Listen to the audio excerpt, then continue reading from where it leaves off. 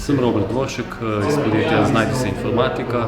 Razvijamo produkt DigiAs, ki je rešitev za pretvorbo podatkov o poslovanju preko fintech, finančno-tehnoloških podjetij, za uvoz v poslovne računovodske programe.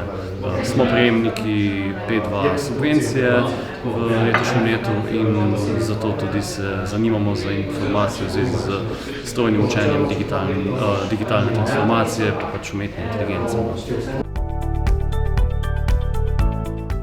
Ja, delavnica je bila zelo zanimiva.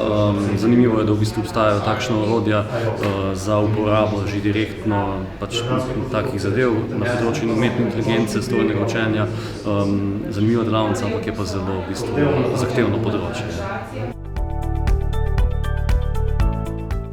Ja, se bomo v prihodnosti sigurno še udeležili Web3 delavnic. Priporočal bi tudi drugim podjetnikom, da se na tem področju izobrazijo.